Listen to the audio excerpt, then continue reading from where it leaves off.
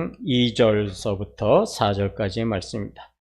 요한복음 17장 2절서부터 4절까지의 말씀, 제가 봉독해 올리겠습니다. 아버지께서 아들에게 주신 모든 사람에게 영생을 주게 하시려고 만민을 다스리는 권세를 아들에게 주셨음이로소이다. 영생은 곧 유일하신 참 하나님과 그가 보내신 자 예수 그리스도를 아는 것이니이다.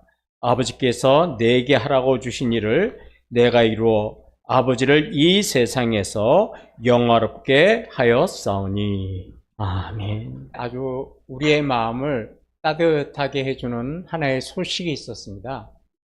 지하철에서 어떤 사람이 아마 술을 먹고 구토를 해서 토사물이 그 의자에 있었던 모양입니다. 근데 한 청년이 자기가 갖고 있는 물티슈를 가지고 그거를 다 이렇게 닦아냈다는 뉴스 다 보셨죠? 참 마음이 참 따뜻해지는 뉴스였습니다. 맨날 뭐 싸우기만 하는 뉴스, 뭐 맨날 그런 뉴스만 듣다가 그런 뉴스가 참 감동이 왔어요. 그래서 그 청년을 인터뷰했더니 이거 뭐 별일 아니었습니다. 그냥 저에게 물티슈가 있어서 그냥 제가 닦았을 뿐입니다. 그렇게 이야기를 하더라고요.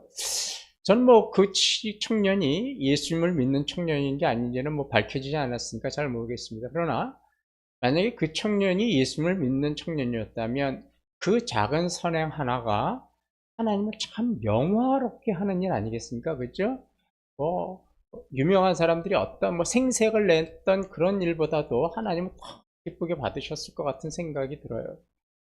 지하철에서 술을 먹고 소변을 보고 고성방가라고 싸우는 사람도 있는 가운데 이런 어떤 잔잔한 뉴스가 우리를 참 감동시켰습니다. 예수님도 이 땅에 오신 목적이 하나가 있었죠. 바로 뭐냐면 하나님을 영화롭게 하시기 위해서 거룩하신 하나님의 아들이 인간의 몸을 입고 이 땅에 오셨습니다. 그 내용이 바로 4절의 말씀이죠. 아버지께서 내게 하라고 주신 일을 내가 이루어 아버지를 이 세상에서 영화롭게 하였사오니. 예, 이 4절 말씀을 보니까 하나님 아버지께서 예수님에게 주신 일을 이루었다고 그래요. 그래서 그 일을 이룬 것이 바로 하나님을 영화롭게 한 일이었다고 합니다. 그렇다면 하나님께서 외아들 예수 그리스도를 이 땅에 보내시면서 어떤 일을 주셨을까요? 어떤 일을 하라고 보내셨을까요? 그에 대한 말씀은 2절에 나와요.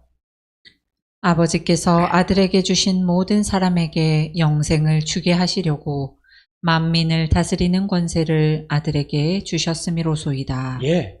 하나님께서 예수님을 이 땅에 보내시면서 맡겨주신 일이 뭐냐? 많은 사람들에게 영생을 주는 일입니다. 영생을 얻도록 하는 일이 바로 하나님께서 예수님을 이 땅에 보내신 일이었고, 그 일을 예수님은 잘 해내셔서 하나님을 영화롭게 하신 거죠. 이 하나님의 이 놀라운 구원의 계획 때문에 저와 여러분을 포함한 모든 사람들이 예수님을 믿고 구원받고, 그리고 이제 우리가 영생을 얻게 되었습니다. 이 영생을 구원받은 사람들에게 한번 물어봅니다. 영생이 뭐지요? 하고 물으면 뭐라고 대답할 것 같으세요? 여러분들은 어떻게 대답하실래요? 여러분 다 영생 받으셨죠? 영생 얻으셨죠? 대답이 없는 거 보니까 다 받으신 줄 믿습니다. 그럼 그 영생이 뭐예요 도대체? 말 그대로 풀면 영원한 생명입니다. 그죠? 영원한 생명. 이 대부분의 성도들이 알고 있는 영생에 관한 진리가 뭐냐면 이런 거죠. 이제 육신의 몸은 이 땅에서 이제 죽고 천국에 가서 하나님하고 이제 영원히 사는 것. 그걸 영생이라고 그래요. 천국에 가서 영원히 사는 것. 네, 맞습니다. 영원히 사는 것.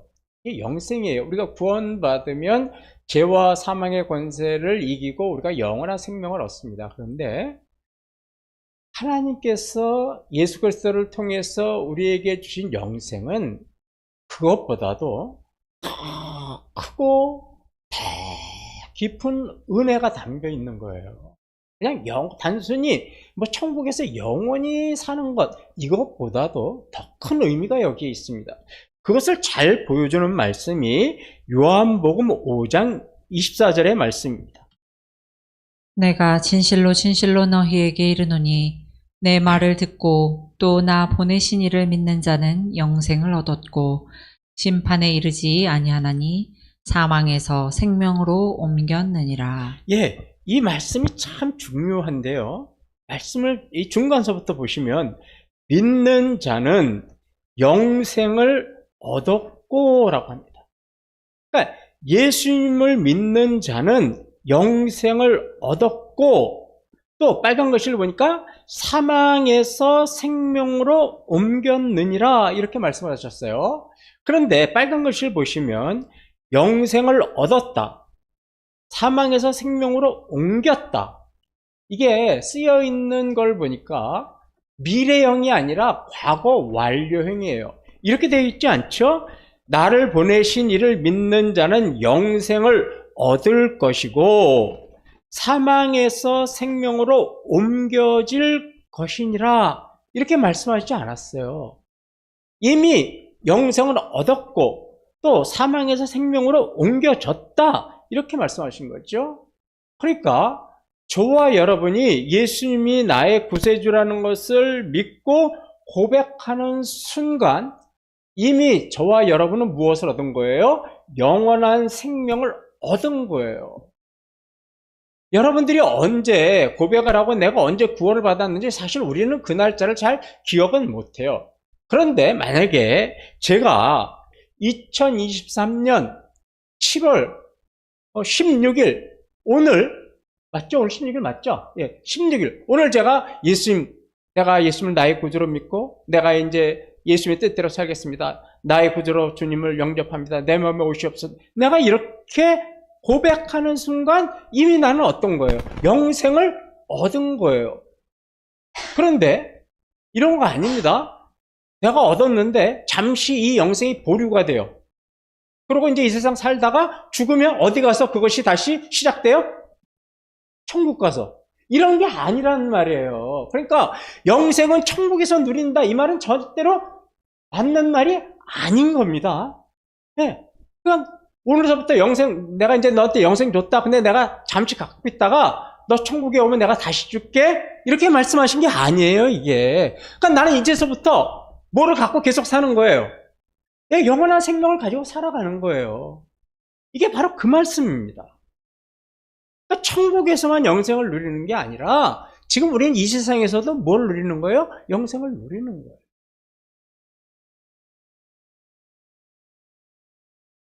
예를 하나 들어드릴게요. 한 여자아이가 아주 심한 질병에 걸려서 이제 하반신 마비가 됐어요. 그래서 이제 의사가 더 이상 당신은 아이 보고 이 다리를 쓸 수가 없어 그렇게 이야기를 했습니다.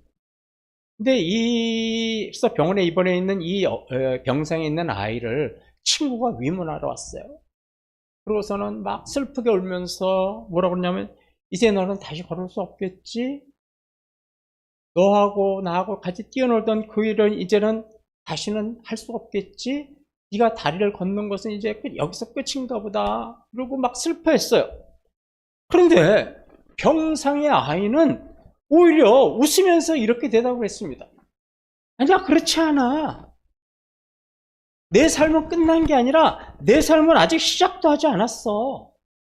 내가 이렇게 너처럼 실망하고 병상에 누워있을 때 나는 복음을 듣고 예수님을 영접했어. 그리고 나는 영생을 얻게 되었어. 이제부터 내 인생은 새롭게 시작되는 거야.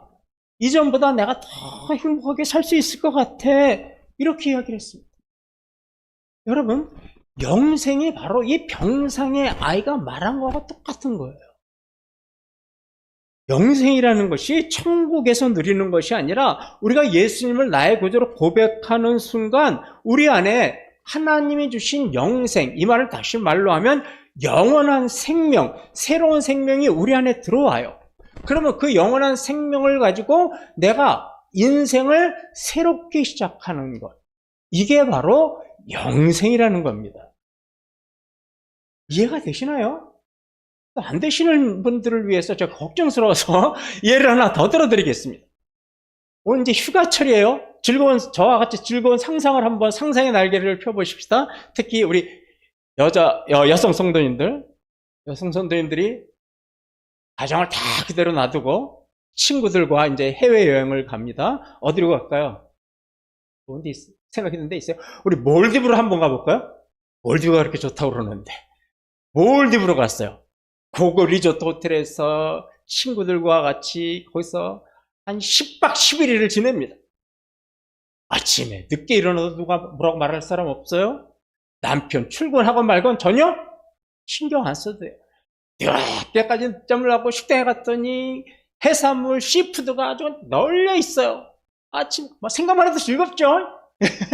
시푸드로 그냥 막 바닥까지 막 이런 걸로 그냥 즐겁게, 아니, 하나도 안 즐거운 것 같아. 억지로도 즐거운 표정을 쳐. 시푸드를 먹고 막 즐겁게 지냅니다.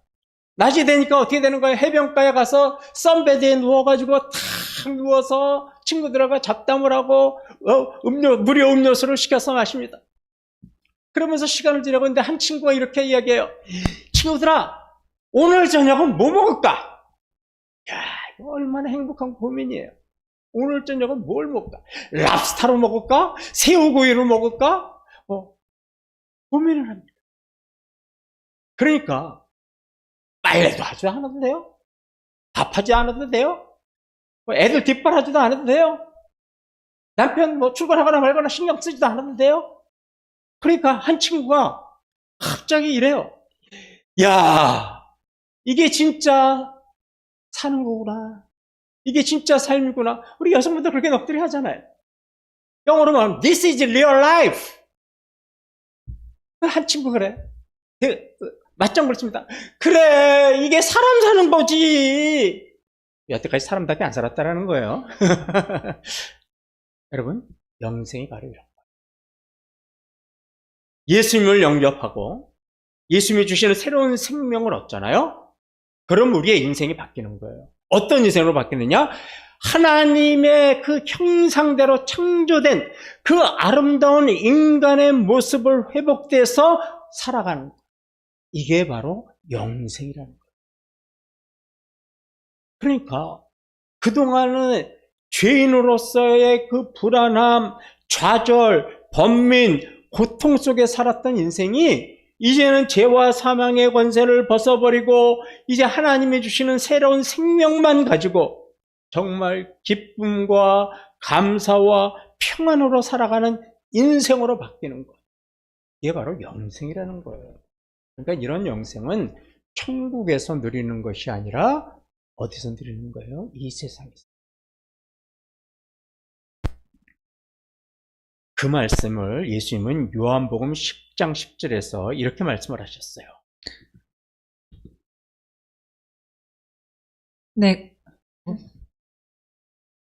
내가 온 것은 양으로 생명을 얻게 하고 더 풍성히 얻게 하려는 것이라. 예.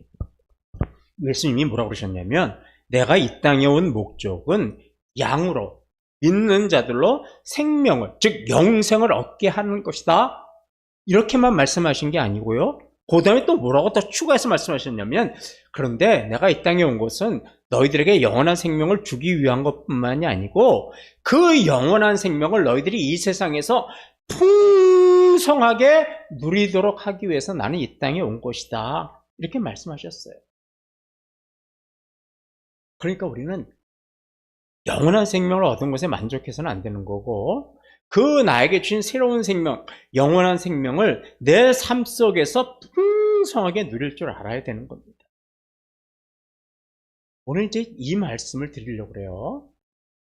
제가 지난주에 요한복음 17장 말씀을 드리면서 요한복음 17장은 예수님께서 십자가에서 돌아가시기 전에 믿는 자들을 위해서 하나님께 기도하신 중보 기도가 바로 요한복음 17장이라고 말씀하셨잖아요. 그런데 예수님이 하나님께 기도를 하시는데 3절에서 이렇게 기도를 하셨어요. 영생은 곧 유일하신 참 하나님과 그가 보내신 자 예수 그리스도를 아는 것이니이다. 예, 예수님은 영생은 하나님과 예수님을 아는 것입니다. 이렇게 기도를 하셨어요. 그러면 예수님은 왜 이렇게 기도를 하셨을까요? 예수님은 이제 내일이시면 십자가에 못 박혀서 돌아가셔야 돼요.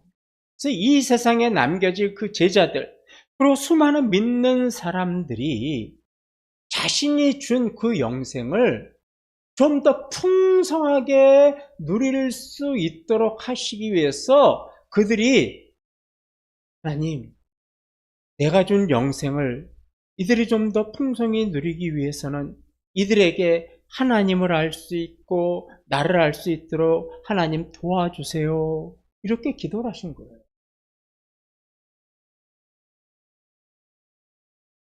우리의 신앙인들 중에서 참 잘못된 신앙을 가지고 계신 분들이 있어요. 어떤 분들이 있냐면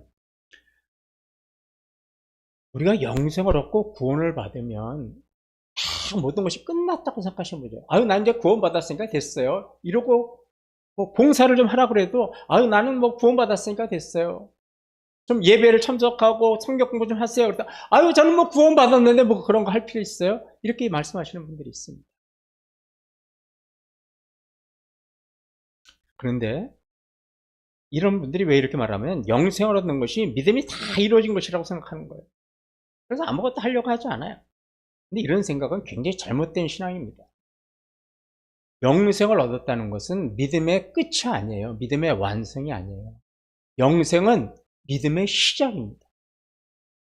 구원받고 나서부터가 시작이 되는 거예요, 신앙생활. 그러면 구원받고 나서 그 영생을 풍성하게 누리기 위해서는 어떻게 되느냐? 예수님께서 중보기도 하신 것처럼 하나님과 예수님을 조금 더 깊이 알아야 되는 거예요. 그리고 조금 더 깊이 교제해야 되는 겁니다. 그래야 하나님이 우리에게 주신 그 영생을 우리가 풍성하게 누릴 수 있는 거예요. 마치 내가 구원받으면 내가 저절로 하나님과 예수님에 대한 지식이 저절로 나에게 생겨지는 것처럼 생각을 하시는데 그렇지 않습니다. 그러니까 우리가 예수님이 양으로 생명을 얻고 풍성히 누리게 하려 함이라 하셨는데 생명은 얻었는데 우리가 신앙생활에서 풍성히 누리지 못하는 이유가 여기에 있는 거예요. 제가 지난주에 보호예배 때 신혼부부에 대한 이야기 한 거 기억나시죠? 저희 집사람, 기억들 나세요? 저희 집사람 가서 물어보니까 다른 설교는 다 기억 안 나고 신혼부부 이야기했던 거 웃기는 얘기만 생각났다고 그러더라고요. 신혼부부가 이제 부부가 신혼부부 때 결혼을 합니다. 그러면 서로 쳐다만 봐도 배가 불러요. 그죠? 쳐다만 봐도 막 웃음이 저절로 나오고 꿀이 뚝뚝 떨어져요. 어디 가지도 못하게 합니다. 뭐라 그래요? 서로만 보고 있으면 좋다고 그래요. 그런데 신혼부부 때는 그렇게 좋아하면서도 싸우기도 많이 싸우죠. 왜요? 서로 살아온 환경이 다른 두 사람이 합쳐져서 한 가정에서 살다 보니까 서로 맞지 않고 서로 알지 못해서 부부싸움도 참 많이 합니다. 그러다가 이제 세월이 지나서 서로가 서로를 알게 되죠. 이 사람이 무엇을 좋아하고 이 사람이 무엇을 싫어하는 건지를 이제 잘 압니다. 그러니까 어떻게 살기 시작하냐면 상대방에 맞춰서 살아가기 시작해요. 신혼 때는 나를 따라와 라고 했던 삶이 세월이 지나면서 뭐라고 그래요? 내가 맞춰주는 생활로 변해요. 왜요? 서로가 서로를 이제 깊이 알다 보니까 이 사람이 내가 이렇게 행동하면 싫어하고 내가 이렇게 행동하면 좋아하는구나. 그러니까 어떻게 하는 거예요? 싫어하는 행동은 절제를 하고 좋아하는 행동으로 내 삶을 맞춰갑니다. 이게 나이든 부부가 살아가는 방식이고 나이든 부부가 사랑하는 법이고 나이든 부부가 행복해지는 길입니다. 나이가 들어서도 나한테 맞춰줘. 그러면 어떡합니까? 국물도 없어요. 밥도 못 챙겨 먹어요. 이게 사랑인 겁니다. 그러니까 이런 행복한 삶을 살기 위해서는 부부가 노력을 해야 되는 거예요. 어떻게 해요? 서로가 서로를 알아가도록, 더 많이 알아가도록 노력을 해야 되는 거죠. 영생도 마찬가지입니다. 예수를 믿고 새 생명을 얻은 성도들은 그 생명을 더욱더 풍성히 누리고 서로가 서로를 사랑하고 살아가기 위해서는 하나님을 더 알아가야 되는 거예요. 근데 성경에서 하나님을 알아간다는 말은 그냥 단순히 지식적으로 안다는 얘기가 아닙니다. 이 성경에서 안다라는 말은요, 어떤 의미가 또 있냐면 동거한다, 동침한다 이런 뜻이 있어요. 완전히 한 몸이 되는 것처럼 알아간다라는 거예요. 부부가 결혼했는데도 동침하지도 않고 동거하지도 않으면 그 부부라고 할 수 없죠? 서로 알지 못하면 부부 생활은 불행해질 수밖에 없습니다. 서로 알아가는 것이 중요한 것처럼 영생을 얻는 성도들도 하나님과 예수님에 대해서 더 알아가고 더 깊은 교제를 나눠야 하나님과 아름다운 동거를 할 수 있고 하나님과 아름다운 동역을 할 수 있는 거예요. 그래서 우리가 예배 나와서 자꾸 말씀도 들어야 되고 성경도 봐야 되고 기도도 열심히 해야 되는 이유가 하나님과 우리가 행복한 동행을 하기 위해서 그런 거예요. 그게 바로 하나님이 주신 영생을 우리가 풍성히 누리는 길이기 때문에 그래요. 구약 성경을 보면 욥이라는 인물이 나오죠. 우리가 잘 알고 있는 욥.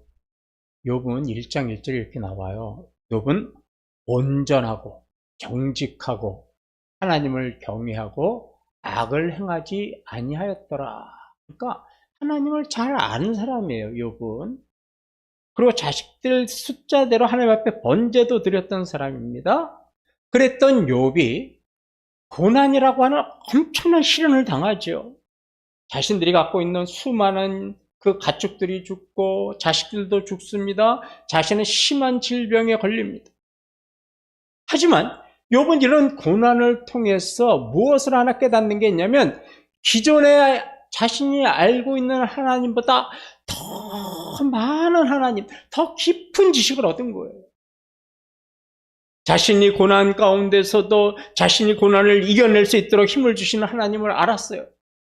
아, 우주 만물은 하나님의 지배와 통제 속에 있구나. 그런 하나님이시구나. 이것도 알았어요. 아, 이런 고난 후에는 나에게 더욱더 풍성하게 채워주시는 하나님이시구나. 욥은 고난 가운데에 하나님을 더 깊이 알게 되었습니다. 그래서 욥이 이렇게 고백하죠. 욥기 42장 5절에 내가 주께 대하여 귀로 듣기만 하였사오나 이제는 눈으로 주를 배움나이다. 예, 내가 그냥 하나님에 대해서 피상적으로 귀로만 듣고 객관적인 지식으로만 알고 있었습니다. 그런데 내가 이런 고난을 통해서 내가 하나님을 만나고 하나님을 체험하고 하나님을 깨닫다 보니까 이제 내가 눈으로 보는, 내가 직접 체험한 하나님, 내가 직접 경험한 하나님, 내가 만난 하나님을 알게 되었네요. 이렇게 고백을 한 거죠. 우리가 다니엘서를 보면 바벨론에 끌려간 세 친구가 있었죠. 사드락, 메삭, 아벳느고. 이 세 친구는 바벨론의 우상에 절하지 않았습니다. 절하라고 그랬을 때도 뭐라고 하냐면 내가 용광로 불에 들어갈지언정 나는 우상에 절할 수 없습니다. 이야기했어요. 또 다니엘은 기도를 내가 내가 사자굴에 들어갈지언정 나는 기도를 멈추지 않겠습니다. 자기의 목숨이 위태로움에도 불구하고 우상에게 절하지 않겠다고 그러고 기도를 멈추지 않겠다고 왜 이렇게 담대할 수 있었을까? 이 다니엘과 세 친구들은 하나님이 어떤 분이신가를 정확하게 깊게 알고 있었기 때문입니다. 그렇기 때문에 이렇게 죽음 앞에서도 담대할 수 있었죠.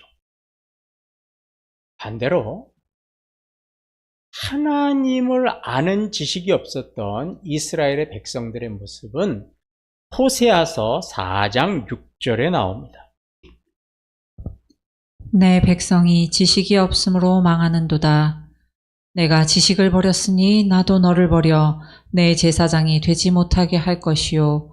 내가 내 하나님의 율법을 잊었으니 나도 내 자녀들을 잊어버리리라. 예, 호세아 선지자가 이스라엘 백성들에게 뭐냐면 너희들은 이제 하나님을 아는 지식이 없어서 망할 거다 이렇게 선포를 했어요. 아니 그런데 이게 말이 안 되는 이야기죠.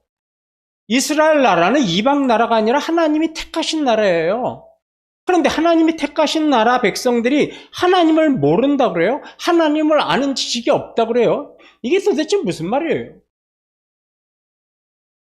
이스라엘 백성들은 하나님에 대해서 잘 알았어요. 때가 되면 성전에 가서 제사 드리고 금식하고 헌금 드리고 율법을 철저히 지켰습니다. 그럼에도 호세아 선지자가 너희는 하나님을 아는 지식이 없어서 망할 거다 이렇게 이야기한 거는 그들의 삶의 모습 때문에 이렇게 얘기한 거예요. 하나님은 그들이 사랑과 공의와 정의를 가지고 살기를 원하셨는데 그들의 삶에는 이런 모습이 보이지 않았어요. 제사장들은 복음을 제대로 가르치지 않았습니다. 선지자들은 하나님의 말씀을 전한 게 아니라 백성들이 듣기 좋은 말만 했어요. 재판장들은 뇌물을 받고 그릇된 재판을 했습니다. 관리와 부자들은 가난한 자, 연약한 자들의 착취를 하고 갑질을 했습니다. 그래서 자신들의 배를 불렸어요. 그들이 형식적으로는 하나님을 잘 알고 섬겼을지 몰라도 그들의 삶에는 사랑과 공의와 정의가 없는 삶이었기 때문에 너희들은 하나님을 아는 지식이 없다. 그래서 너희들은 곧 망할 것이다. 이렇게 호세아 선지자는 선포한 겁니다. 이게 비단 당시 구약시대의 이스라엘 백성들의 모습 때문일까요? 한국 교회를 보십시오. 주일이 되면 대형 교회를 가면 수많은 사람들이 예배를 드립니다. 1부, 2부, 3부, 4부, 5부, 6부 예배까지 드립니다. 주차장에 주차할 공간이 없어서 난리가 날 정도입니다. 눈물로 기도하고 통성으로 기도합니다. 때 되면 각종 헌금과 예물도 잘 드립니다. 그런데 그랬던 성도들이 한 주간 살아가는 모습을 보면 하나님이 원하시는 삶의 모습은 없어요. 재물의 노예가 돼서 살아갑니다. 성공을 위해서는 물불을 가리지 않습니다. 남들을 비판하고 비방하면서도 양심의 갈김도 없어요. 마음의 부담감도 전혀 느끼지 않습니다. 가난하고 연약한 자를 돌보기보다는 오히려 갑질을 하고 삽니다. 이런 모습이라면 호세아 선지자가 말하는 하나님을 아는 지식이 없다라는 것은 이스라엘 백성이 아니라 한국에 믿는 성도들을 향한 선포의 말씀이라고 볼 수밖에 없는 거죠.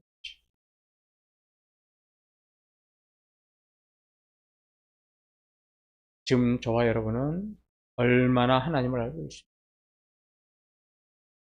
여러분들은 지금 하나님이 주신 그 영생, 새로운 생명을 얼마나 풍성하게 누리고 계십니까? 우리 요한일서 2장 3절을 한번 보시기 바랍니다.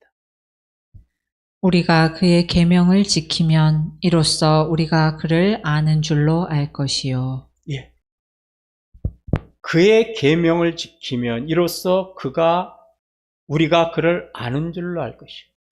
성경으로 알고 기도로 알고 설교로 아는 것이 아니라 계명을 지키는 것이 하나님을 아는 것이라고 했습니다. 반대로 말씀드리면 아무리 성경 많이 읽고 기도 많이 하고 예배 빠지지 않고 참석한다 할지라도 하나님의 말씀에 순종해서 계명을 지키지 않는다면 그것은 하나님을 아는 성도가 아닙니다. 그러면 그 성도는 하나님을 알지 못하기 때문에 하나님이 주신 영원한 생명도 풍성하게 누리지 못하는 안타까운 성도라는 거죠. 말씀을 마치겠습니다. 호세아 선지자는 지식이 없어, 하나님을 아는 지식이 없어 망해가는 이스라엘 향해서 이렇게 외쳤습니다. 호세아서 6장 3절을 보십시오. 그러므로 우리가 여호와를 알자, 힘써 여호와를 알자. 그의 나타나심은 새벽빛같이 어김없나니 비와 같이 땅을 적시는 늦은 비와 같이 우리에게 임하시리라 하니라. 예, 호세아 선지자가 뭐라고 그래요? 우리가 여호와를 알자, 힘써 여호와를 알자라고 그랬습니다. 이 말을 바꿔 말하면 아까 요한일서 2장 3절의 말씀을 여기다가 대입을 해보십시오. 우리가 여호와를 알자라는 말이 무슨 말이냐면 우리가 여호와의 말씀에 순종하고 그의 계명을 지키자, 힘써 여호와의 계명을 지키고 그의 말씀에 순종하자, 이런 뜻입니다. 성경을 많이 읽자, 예배에 빠지지 말고 참석하자, 기도 많이 하자, 이런 뜻이 아닙니다.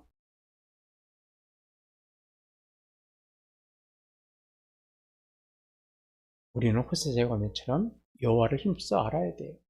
이 말은 물론 우리가 성경도 많이 읽고 예배에서 말씀도 집중해서 들어야 하겠지만 그 말씀을 바탕으로 우리가 그 말씀에 순종하고 그 계명을 지켜나갈 때 빚대비로서 우리 안에 하나님께 주신 그 생명이 진가를 발휘하고 그 생명이 풍성하게 누리는 그런 인생을 살아갈 수 있다는 것.